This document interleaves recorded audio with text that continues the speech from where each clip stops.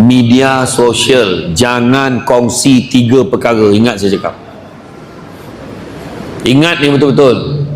3 perkara jangan kongsi dalam media sosial. Pertama, jangan kongsi kebahagiaan. Jangan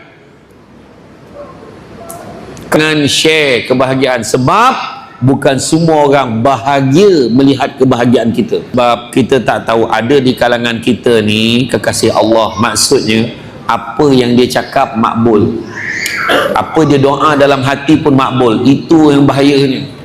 Yang kedua, jangan kongsi harta benda yang kita ada. Tunjuk rumah, tunjuk kereta, tunjuk motosikal.